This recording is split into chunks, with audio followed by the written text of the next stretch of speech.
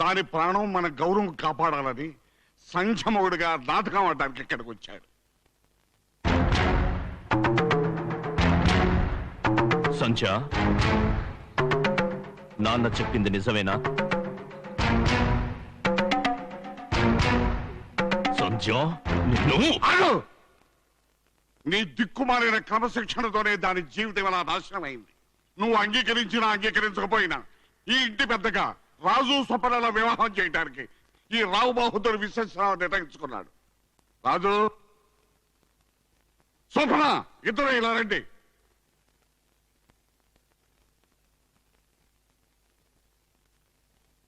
అయిపోయింది అయిపోయింది అయిపోయింది. ఏంటైపోయింది? సీసాల మందు అయిపోయింది. మరి మీ పెళ్లి మీరు తలుచుకుంటే అవుతుంది. తలుచుకున్నాను. ఇప్పుడే సంగతి తెలియజేస్తాను. ఇప్పుడు ఎందుకులే, తెల్లారు చూసుకోవచ్చు. తెల్లారితే మందు బాగా తగ్గిపోతాయి. ఇప్పుడే తెలియజేస్తాను. ఆగిపోయారే? వాడికి ఎదురు గన్ను ఉంటుందయ్యా. గనుంటే మిమ్మల్ని చేస్తుంది. కాల్ చేస్తాడు.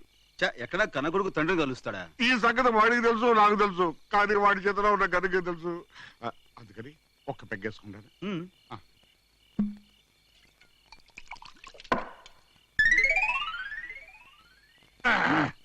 ఓకే. మందు పని చేయట్లేదు ఏంటండి? ఏదో తేడా వచ్చిందయ్యా. ఇక సేఫ్టీగా ఒక పెగ్గేసుకుంటాను.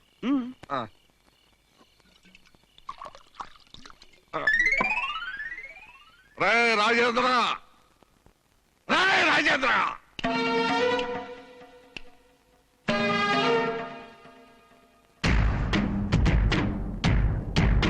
ఏంటి ఇంత రాత్రిపూట కేకలు? ఏమైంది? మందు అయిపోయింది. అదే నీతో ఒక విషయం మాట్లాడాలని. ఏంటది? దూడ పలుపుతాడు పోయింది. ఏంటి? తల కొట్టుకుంటున్నాడు. ఎవరు? వెళ్ళిపోయాడు.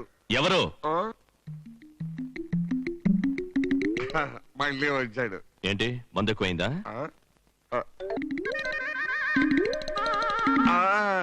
పెళ్ళి పెళ్ళి. ఎవరి పెళ్ళి?